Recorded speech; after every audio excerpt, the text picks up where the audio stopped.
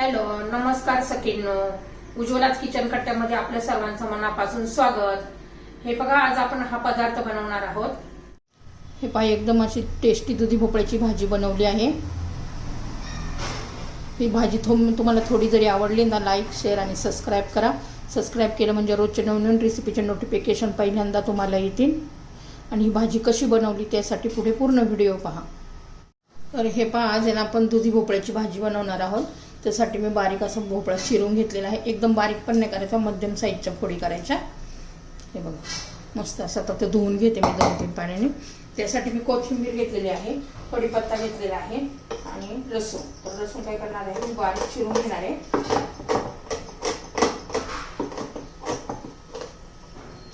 लसूण ठेचून घेतलं तर अजून छान टेस्ट लागते. तर हे पहा, मी ह्या पद्धतीने वापरून घेतलेला असा. आता कढीपत्ता आणि कोथिंबीर आता कढई गरम करण्यासाठी ठेवूया. तर हे पहा, आपली कढई आता गरम झालेली आहे.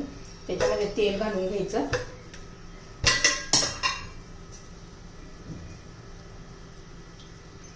तेल आता गरम होऊ देऊया.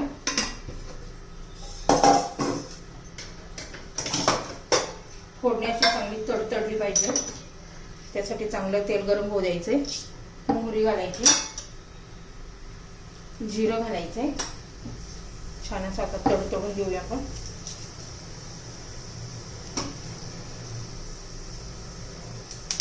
हे पहा, जिरं मोहरी चांगली तडतडली आहे. आता कढीपत्ता घालायची,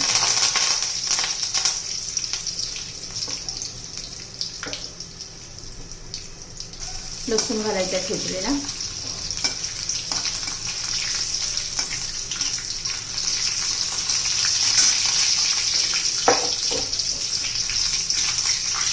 लसणाचा थोडासा कलर चेंज होऊ द्यायचा आहे.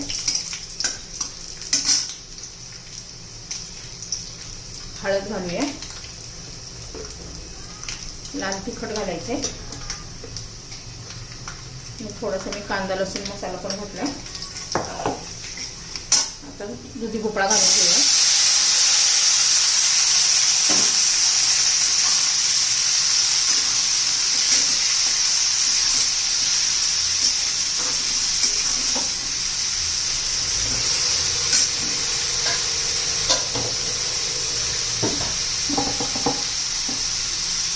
थोडंसं पाणी घालूया.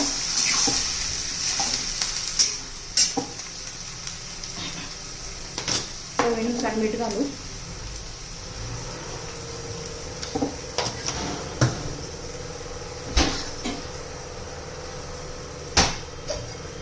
शेंगदाण्याचा कूट घालायचा जरासा मोठा मोठा. मिक्स करून घेऊ.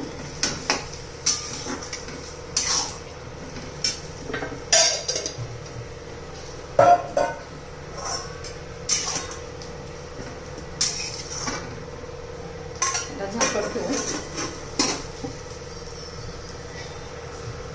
कोथिंबीर घालू. बाजरीच्या भाकरी बरोबर, चपाती बरोबर तुम्ही खाऊ शकता. एकदम छान लागतं. ह्या पद्धतीने तुम्ही नक्की भाजी करून बघा, एकदम टेस्टी लागते. झाकण ठेवून 5 मिनिटांमध्ये आपली भाजी तयार होईल. तर हे पहा, आपला भाजी शिजली का बघूया दुधी भोपळ्याची. हे पहा, मस्त अशी आपली ही भाजी तयार झालेली आहे. आपली भोपळ्याची भाजी तयार.